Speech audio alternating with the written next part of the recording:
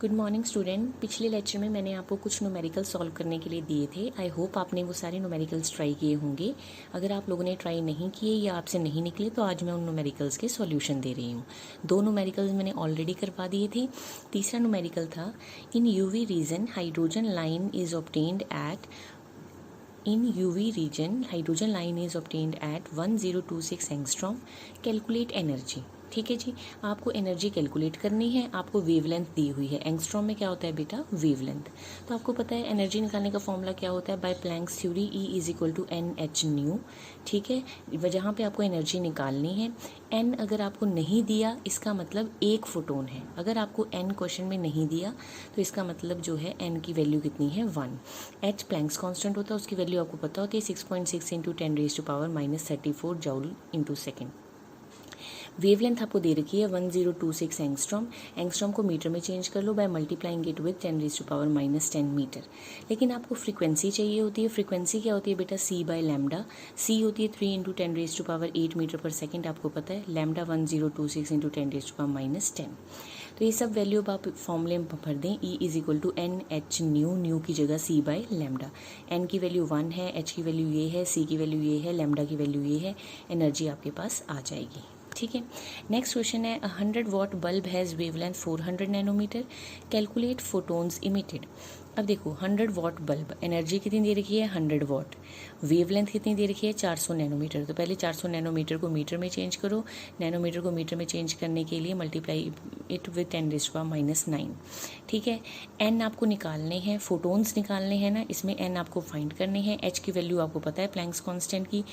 अब आपको वेवलेंथ दे रखी है लेकिन फॉर्मूले में आपको फ्रीक्वेंसी चाहिए होती है। तो फ्रीक्वेंसी के ऐसे निकालते हैं सी बाय लैम्डा। सी की वैल्यू आपको याद है, वेलोसिटी ऑफ लाइट 3 इंटू 10⁸, और लैम्डा की वैल्यू गिवन है। तो यहाँ पे energy is equal to N H nu. Nu की जगह फ्रीक्वेंसी नहीं दे रखी तो सी बाय लैम्डा। अब आपको क्या फाइंड करने हैं? नंबर ऑफ फोटोन्स एन निकालने हैं। तो E into lambda divide by H into C. आप सारी वैल्यू पुट करेंगे, एनर्जी की, लैम्डा की, एच की और सी की, तो आपके पास नंबर ऑफ फोटोन्स आ जाएंगे। ठीक है।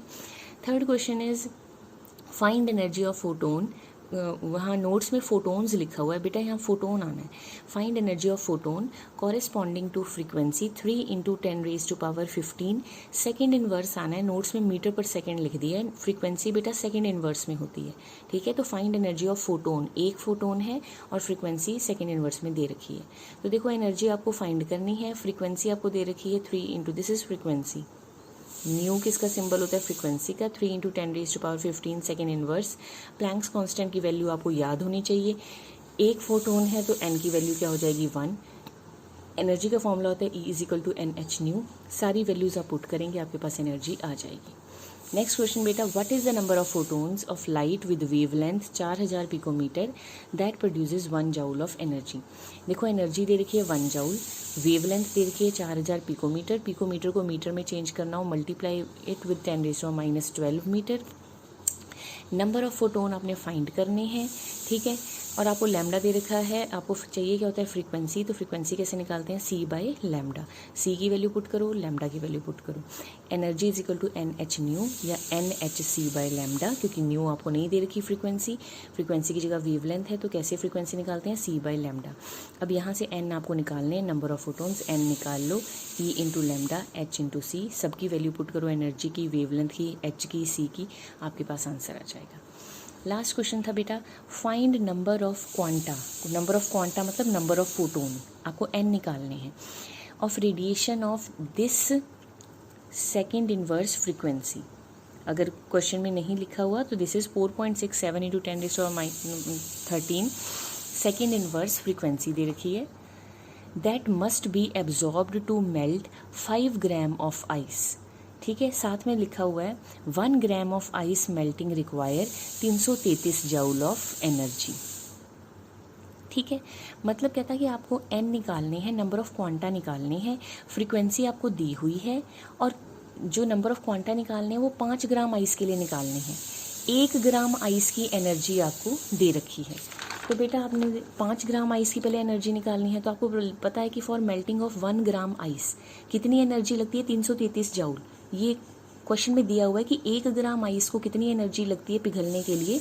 333 जूल।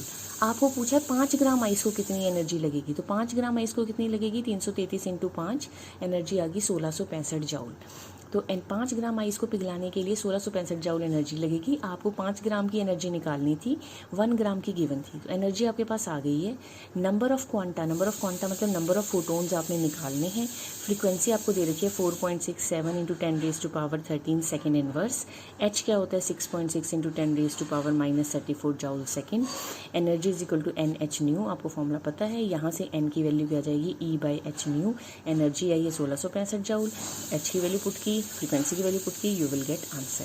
तो इस तरह से आपने सारे क्वेश्चन सॉल्व करने थे। In case you have not solve those question, so please take a look on these questions and I hope you people have understand this lecture. Thank you.